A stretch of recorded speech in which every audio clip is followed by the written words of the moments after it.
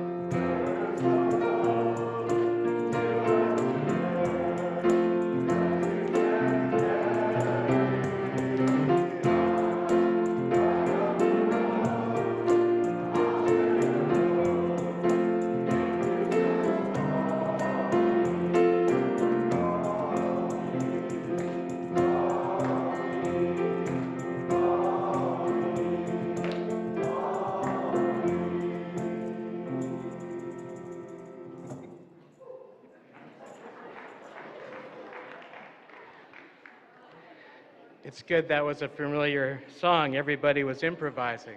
Good morning. Welcome everyone here to First Unitarian Church. We are in Portland, Oregon, gathered here in person, and we are virtually online. Welcome all those gathering with us online this morning. Our mission here is to nurture the individual spirit and together work toward the beloved community. It's good to be with all of you this morning. I want to invite everyone to a social hour after the service. Those gathered in person will gather in Fuller Hall for fellowship right after this service. That's immediately below this sanctuary. And if you're new among us, I would like to invite you to a welcome circle after the service. To my left, there's a welcome circle sign over here in the gallery. If you're new among us or you've been here a couple times, we'd love to meet you and greet you and see what questions you have about the church. Some folks from our membership team will be there to do that. I want to welcome back a familiar face. Signe Lusk is directing our choir this morning.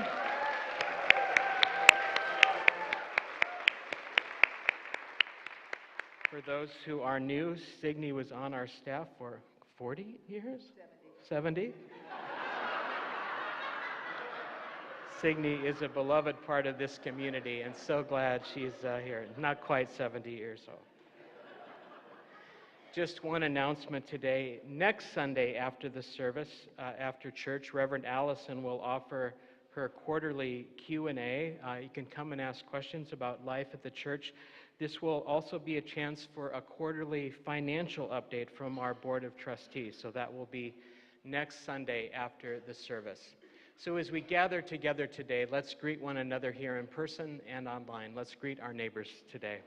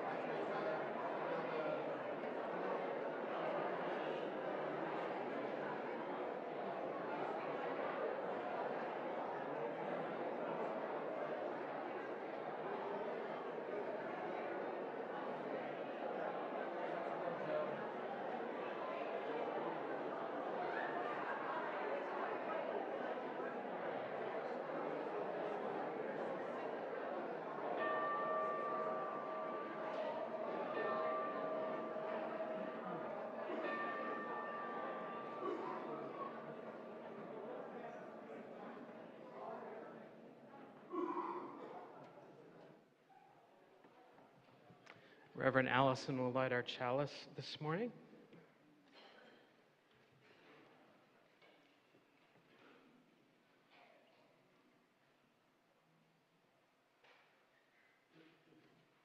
We are Unitarian Universalists. We light this chalice in faith, in hope, and in love.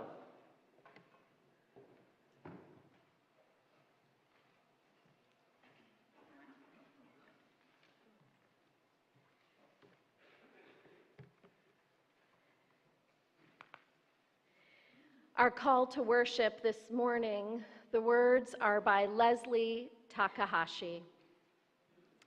Here in this place of peace, may we find hope. Here in this place of connection, may we find life-giving community. Here in this place of rest, let the unrest of our hearts turn us towards justice. Here in this space, made sacred by memories and connection, let us each feel ourselves part of the new that grows from the old in the spiraling unity of years.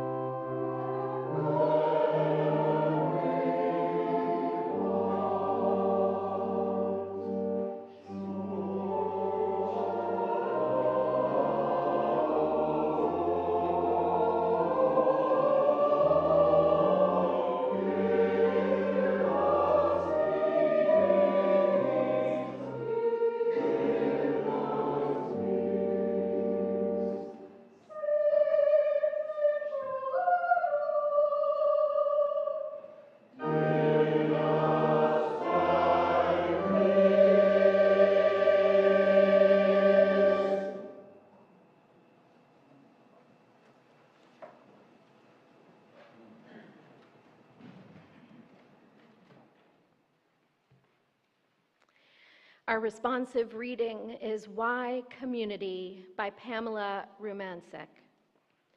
Why community? To remember that one is not a whole number, that we need both roots and wings, that strength comes from relationship and mutuality, that we know life in and through one another.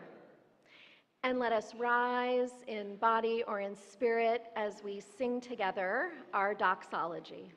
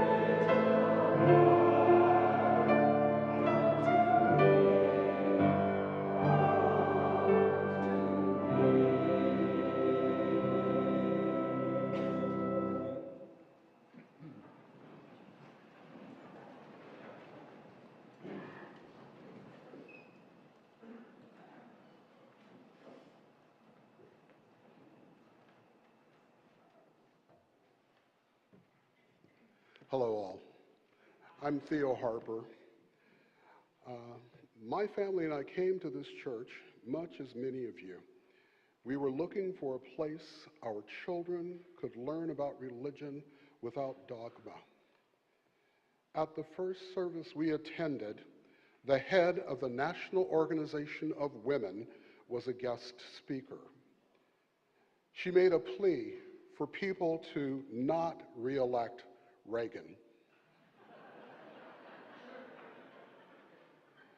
My wife Becky and I and our two children sat in the pews, and Beck looked at me, and we both just nodded, feeling that we could join a church that gave time for this type of issue. Over the years, I've engaged in a number of different ways in the church. Was an adult advisor for the youth group, chair and co-chair for the racial justice group. I've sung in the choirs most of the time that I have been with the church. I'm not always sure of how long it has been, but my youngest child was an infant when we first came, and he is now 41. And I was on the board of trustees for 7 years, and I'm currently the chair for the music ministry transition team. I can say that I can't say that I have been one of the biggest donors of the church. Boy, that would be great to be able to say.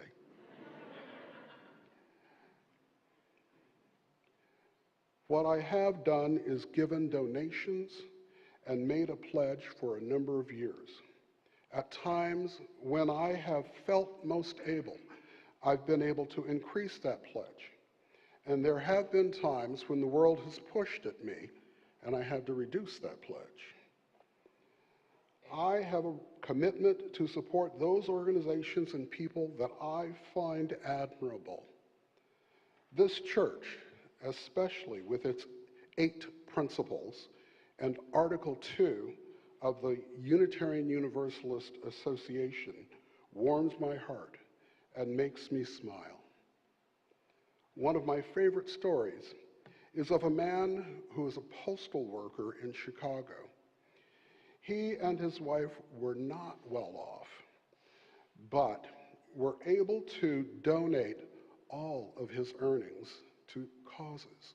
One of his favorite causes, I believe, was homelessness. If we can support those things that are most important to us, this world would be a much better place. So goes my little testimony. Thank you for listening. I hope everyone will consider supporting this organization or other organizations that you hold dear. Thank you.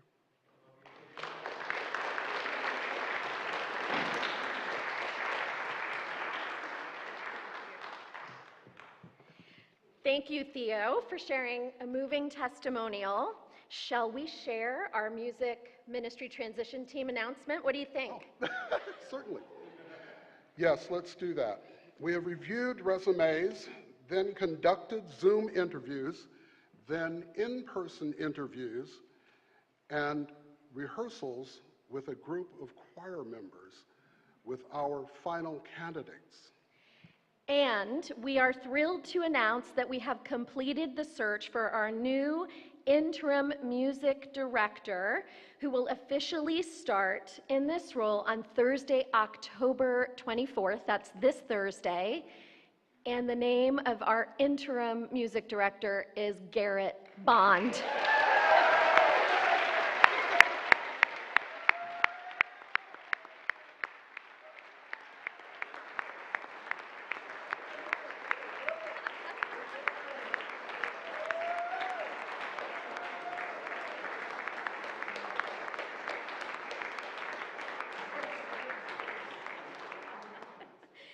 I shared the start date first because I knew you wouldn't listen after the name.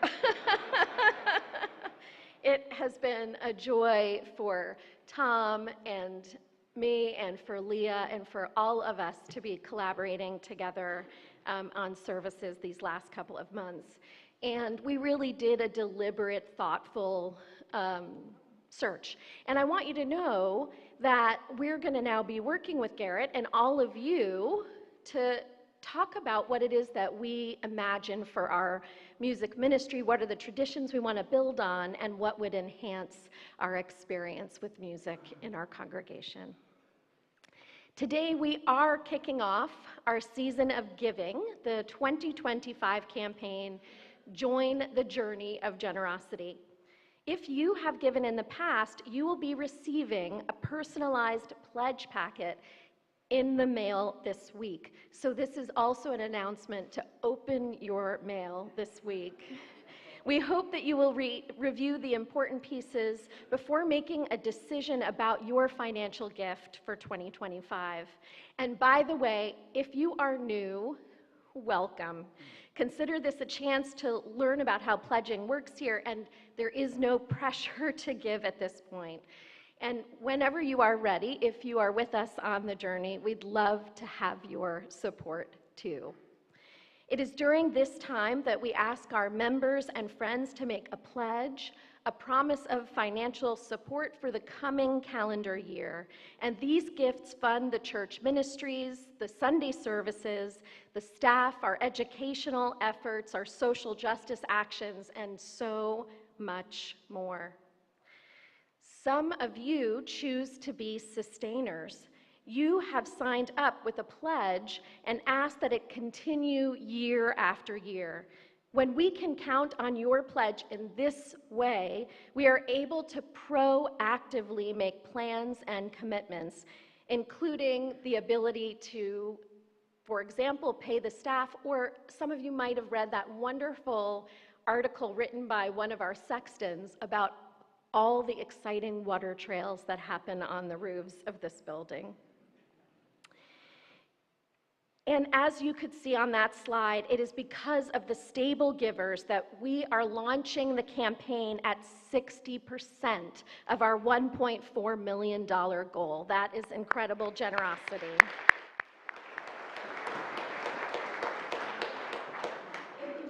Currently a sustainer, we hope that you will consider making this meaningful commitment to let us know that you are among the people that we can count on to pledge year after year. What we are asking this year is that you make a pledge for the 2025 calendar year that demonstrates your commitment to First Unitarian Portland and the difference that our collective voice, vision, and actions can make. And all gifts matter, and truly every dollar amount brings us to our goal. This is a time when our community is needed more than ever, and it's a time to consider a significant increase in your pledge if you are able. We are asking folks to consider a 10% increase or more. Now, we are a socioeconomically diverse community, and we know that some of you won't be able to make an increase, and some may need to lower their pledge or even drop it entirely. And I just want to say that if you're going through a financial hardship, please communicate with us. We want you to know that we have a care fund to support members going through a time of extraordinary financial need. And it's a chance for us to model generosity and to show up for one another. Generosity is about mutuality. Yes.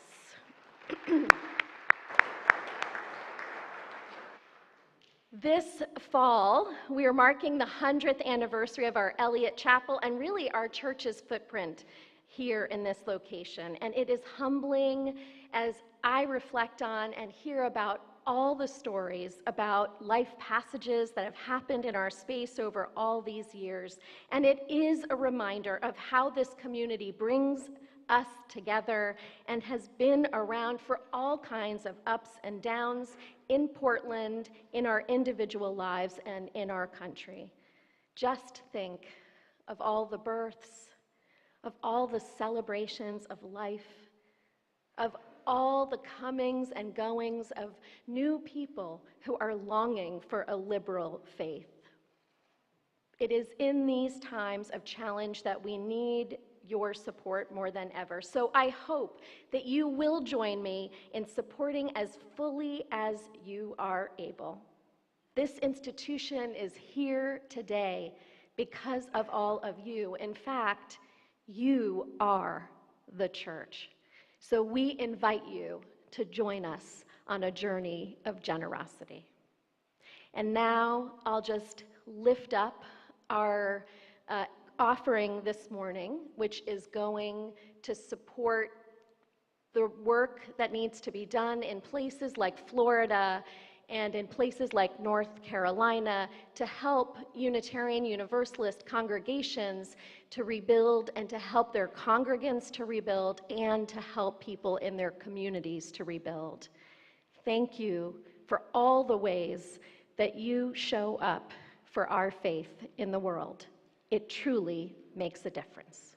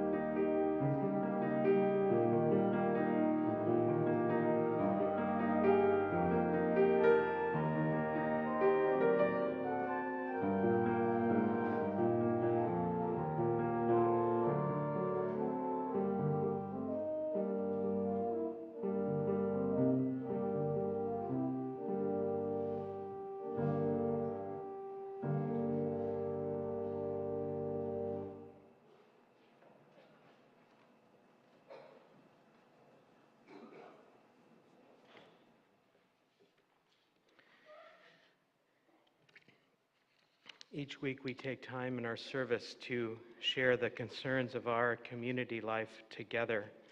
A reminder that you can send parish concerns. If you'd like something, a milestone in your life announced in the service, you can send that to parishconcerns@firstunitarianportland.org. And in our sanctuary here, we have candles of intention that you can light. You can share a prayer request to be held by our ministers and lay ministers each week. And one final note, next Sunday will be our annual All Souls service when we name those in our congregation and close family members who have died in the last year. Now, if your loved one has been named in parish concerns, we should already have their name. But if your loved ones have not been named earlier, please send their name to remembrance@firstunitarianportland.org. That's remembrance@firstunitarianportland.org. That's also in last week's e-news. And send that by tomorrow to be included in next Sunday's service. For concerns today, we name longtime member Warren Bacon. Warren entered hospice care this week after being diagnosed with pancreatic cancer. Now, Warren has been ill for recent weeks with COVID, and it was thought that that was the reason for his decline, but then a mass was discovered on his pancreas. He's now at home receiving good care. We hold Warren and his wife Lynn in our prayers today. Member Emily Barrett is anticipating and coordinating the move of her mother from living alone in Montana to an assisted living facility in Southeast Portland this coming Tuesday. Her mother, Patricia, who is grandmother to Phoebe and Walter in our learning community, has been living with mild cognitive impairment that has progressed to middle stage dementia. They are all eager to be near to each other in these tender times.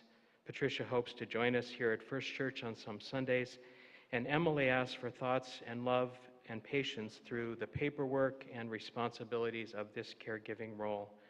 She asks for a few more hours in the day if we can manage to send her those.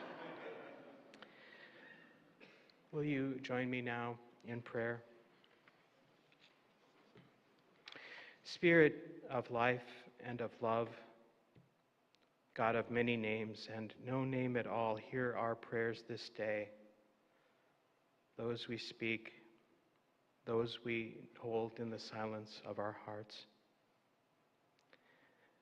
May we begin, Spirit, in gratitude for our lives, for brilliant fall colors, for rain, for sunshine, for this community that calls us together, for all the many blessings in our lives. And hold us, Spirit, in these times, with an election drawing near, hold us in our fears, hold us in our hopes, call us to some shared vision of a common good, that what touches any one of us impacts all of us, that we might see what we have in common and not simply what divides us. And we hold our beloved church this morning. May we sustain this community that draws us together. Help us, Spirit, to remember we need one another. Remind us to breathe. Remind us to pause. Remind us to imagine what is possible. Help us, Spirit, through all that life brings us. Amen. Let's be together now for a few moments of silence.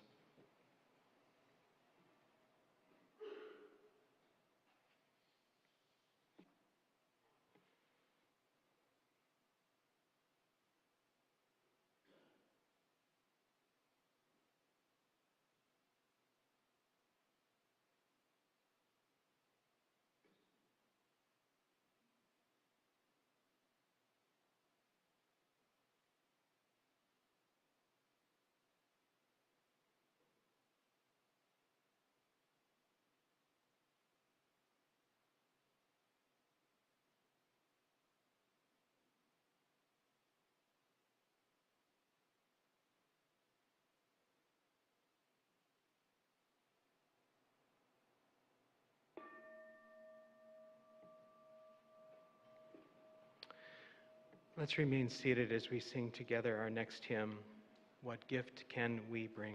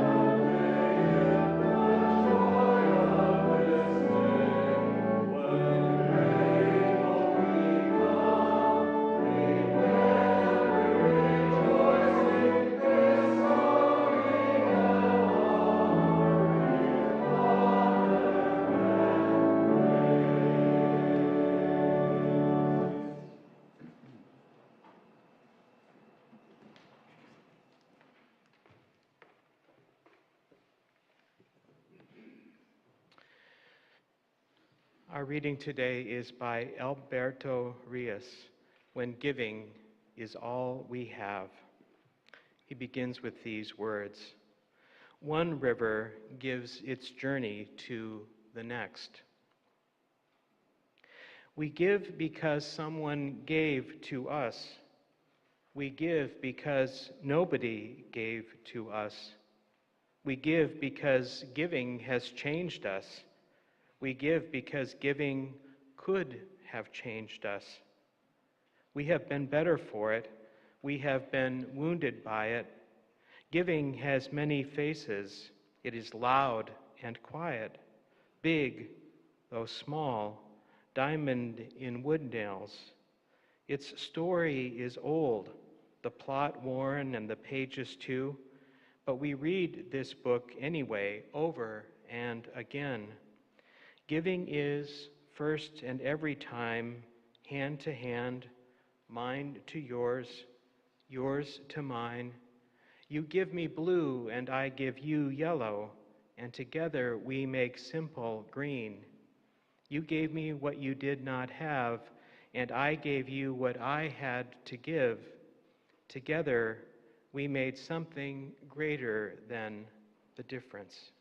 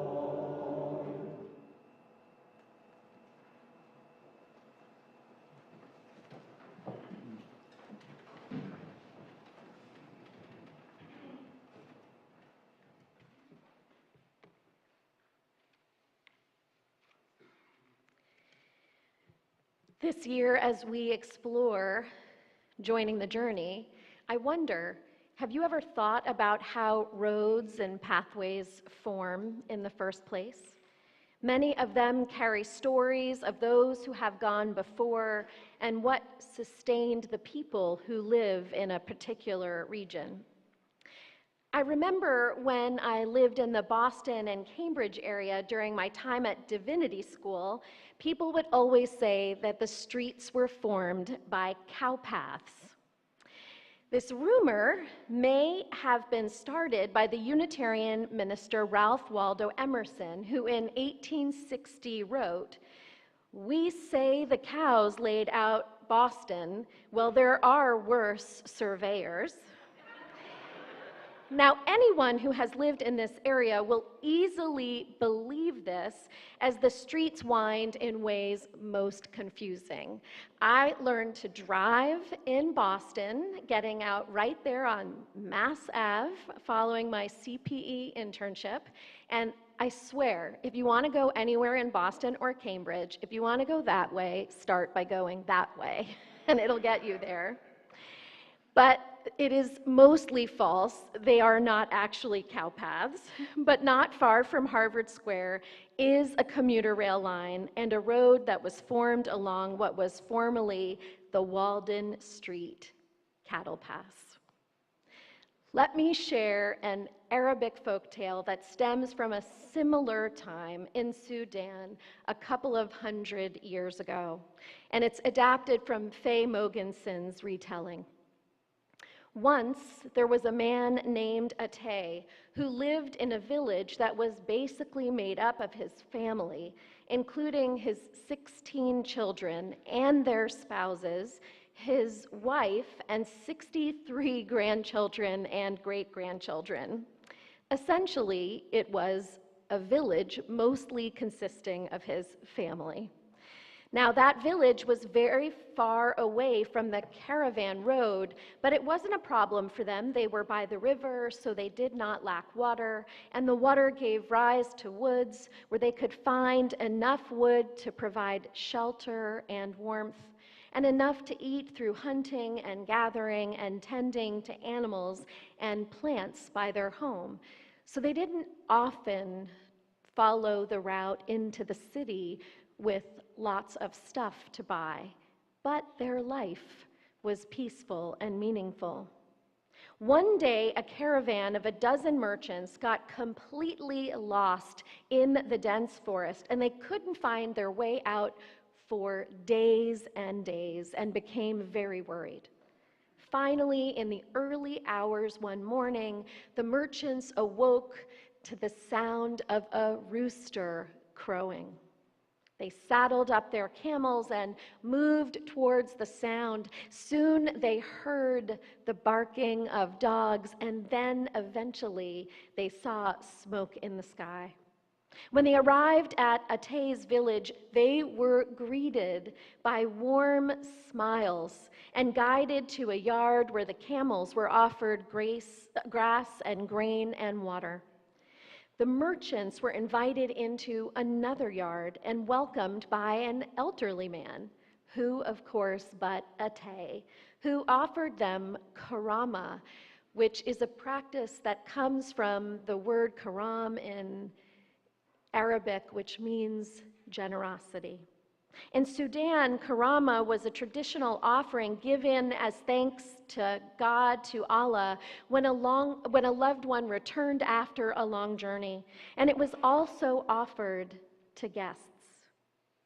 It comes, as I said, from the word karam, which means generosity, and it was a very generous tradition. In fact, if someone came to your doorstep, you would often actually slaughter one of your sheep and immediately prepare a meal for a stranger. And cooked millet or sorghum could be used as well. And it's especially generous if you multiply it by 12 strangers, which is exactly what Atay did. After the feast, the villagers and their guests shared food and stories and songs of praise.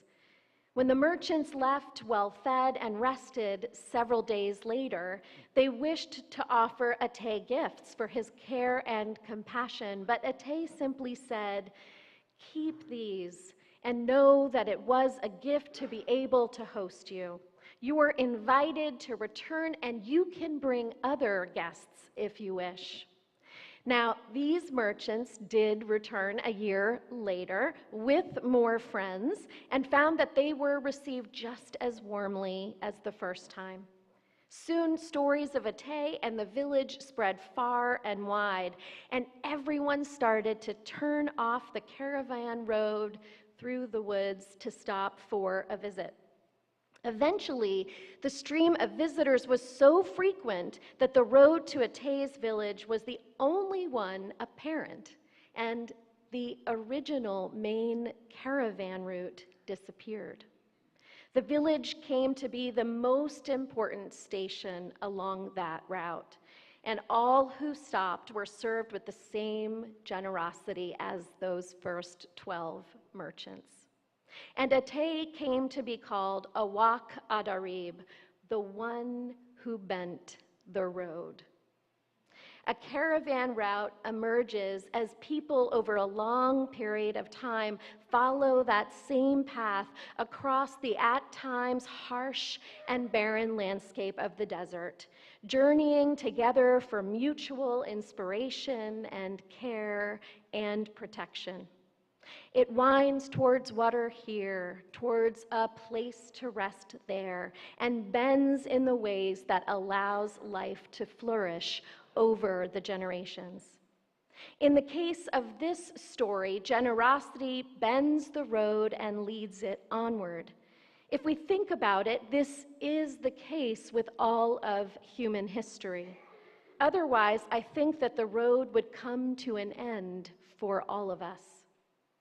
We are living in a time of a kind of existential threat, a harsh desert landscape, if you will, given rise by the warming seas and skies, by food insecurity and economic disparity, and extreme militarism, in a world with villages and oases of plenty, and by a kind of tribalism that divides people into those who count and those who do not. Many have wondered whether we human beings are at base more selfish or more selfless. And some have even drawn up experiments to test how often we lean towards one or the other. Very recently, there was an experiment led by psychologists Ryan Dwyer, William Brady, and Elizabeth Dunn, along with the TEDx curator, Chris Anderson. 200 people in 3 low-income countries, Indonesia, Brazil, and Kenya, and 4 high-income countries, Australia, Canada, the United Kingdom, and the United States, were each given $10,000 without strings attached. They did have to respond, these are very trusting people, to something that might read like a con game. I will send you $10,000 if you just respond to this message, and you can spend it any way you wish. What is your name and social security number? So, now, 200 people did respond, and half of them were asked to report the way that they spent the money and to share that on social media, and half were asked to keep it private. Now, it turns out, regardless of the location, regardless of whether or not their sharing or holding was public or private, the results were largely the same. On average, people gave away $6,400 to benefit others, including almost $1,700 on donations to charity. $3,678 went to people outside their immediate household, and $2,163 on average was spent on strangers, acquaintances, and donations to organizations. It turns out that in any experiment, about 30% of people do behave selfishly, but at least half behave in ways that are deeply compassionate, cooperative, and even courageous when people have high stakes in their own lives around finances, but give so much away. We derive meaning and happiness from caring for the well-being of others. When others experience joy, we experience joy. In fact, we are wired for vicarious joy. So receiving a joyful $10,000, people want to see a smile on others' faces. If you laugh and smile, just think about it. If you are near an infant, a baby will often laugh along with you, and they don't know why you're happy, but they're just happy you're happy. Giggles ripple out and generosity ripple out for the same reason. We are fundamentally caring and compassionate creatures. I think we report too much in the news on the 30% who tend towards selfishness, because when Americans are asked whether they can trust the people around them, only 30% believe that to be true, which means that people who privately choose the well-being over others, over their own self-interest, are also checking the box that people can't be trusted, even though their lives are evidence of the opposite. Now, I don't discount the 30% either, just in case you're thinking about who in your life falls into the selfish 30%. I think that all of us can learn to be more generous and more compassionate, and how to experience vicarious joy through practice and through practicing with others. Although above I connected with tribalism as part of the problem, I believe that healthy tribalism is part of the solution. It is very difficult for any of us to practice caring for the whole world at once. In fact, I can't translate the well-being of the whole world, that prayer, into action. I can only translate it in my corner of the world, or by connecting to another corner of the world. A group with which we identify and to whom we belong is where and how we have learned to put compassion, collaboration, creativity, and caring into practice. And we may belong to several groups. It doesn't have to be limited to one, even though there may be an overarching identity or group that commands our loyalty. That is fine, as long as loyalty doesn't trump love. A congregation like ours is a community of belonging, not unlike a Taze village, or even the caravan of travelers who did not keep a Taze village a secret, but instead shared with passersby where they could find sustenance.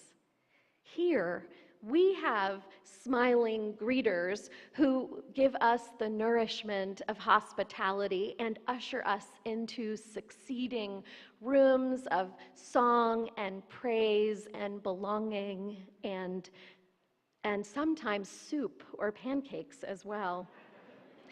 Here we practice caring for each other, sharing with each other, and growing our capacity to build the beloved community beyond our physical and virtual walls.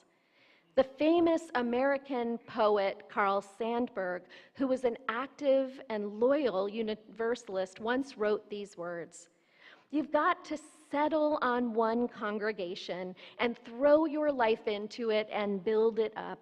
You can't go through life always eating out of other people's picnic baskets. You've got to feel the importance of your own individual participation in its life."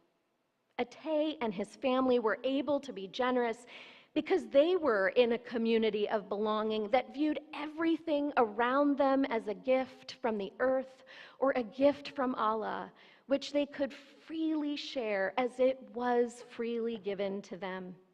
That is where that principle of karama that we spoke about earlier comes from. They had a deep and abiding sense of what they were given and not of what they lacked. They were drinking out of wells of love and not out of wells of fear, which might have had them hoard their gifts for future generations and to let strangers go hungry. First Unitarian is a place we come to be reminded of what is enough, as well as to participate in the giving and receiving of gifts, the cooperative exchange that has allowed humanity to survive to this moment. The UUA's Disaster Relief Fund, which is our plate share this whole month, is an example. I can tell you, we definitely have repair needs on our block. If you don't know this, I do have time to give you a tour after the service. But we practice giving away a portion of what we have to our Unitarian Universalist siblings across the country, as I said, in places like Florida and North Carolina, who are in dire need right now. We don't just save it for later. And each year, we are also invited to give a portion of our bounty to sustain and grow this socioeconomically diverse community of all ages so that we can continue to offer the gifts of inspiration, beauty, learning, co-creating, courage, and compassion to one another and in the wider world. This vision of generosity and how it multiplies is because we drink from wells of love and not fear. This past week provided another example. I have to correct what I said last Sunday. Last Sunday, we had 12,500 letters, but by the time we mailed the UU the Vote letters this week to encourage people to exercise their right to vote, the number had grown to 13,000. If someone asked me to write a letter to encourage voters, of course I say yes. But if I'm surrounded by all of you who are also writing letters with me, I'm inspired to write dozens more. That is why I have faith that even the 30% who lean towards being more self-centered can also grow their heart's capacity for making a difference. Ultimately, that is the gift we offer each other here, the chance to be part of something greater than any one of us could achieve on our own. Right now, as the presidential elections are on the horizon, I am deeply conscious of just how essential our Unitarian Universalist community is to the religious landscape in our city and our country. As white Christian nationalists are attempting to convince us that the conservative Christian outlook should be privileged and ultimately guide local and national decision-making bodies, we are here to point to another way. Christian nationalism is an example of loyalty, misguided loyalty, trumping love, and the tribalism that is tearing our country apart. And we are here to give power and voice to another road, one of countering racism and other oppressions in our congregations and in society at large, one of making room for the wisdom of the diverse religious traditions and secular poetry and human experience and all the sources of light that we can allow. And here we know the importance of the pressing need for a faith-based commitment to climate change. Each week we come to church, we are fortified by one another's presence and our collective actions to build a more inclusive, healing, and resilient community. Each week we provide opportunities to participate in children's programs, worship, justice efforts, and caring activities, which are pathways for a spiritual journey of growth and change for the better. Each week, this community of practice comes into being through your choices and our collective choices to shape our ideals into realities. And this is the road that leads us on. Unitarian minister and abolitionist Theodore Parker once said, "I do not pretend to understand the moral universe. The arc is a long one, and my eye reaches but a little ways. I cannot calculate the curve and complete the figure by the experience of sight. I can divine it by conscience. From what I see, I am sure it bends towards justice." And that is so when we, like Ate, bend the road. And may the road bend increasingly onward towards generosity. And may it make all the difference. Amen, blessed be, and may it be so.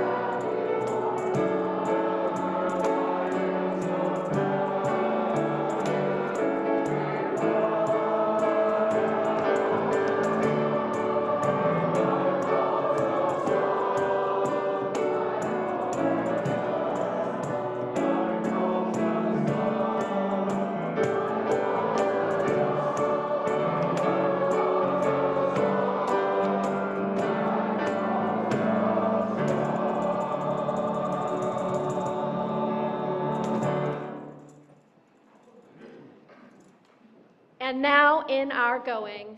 May the light of love bless us and keep us. May it shine down upon us.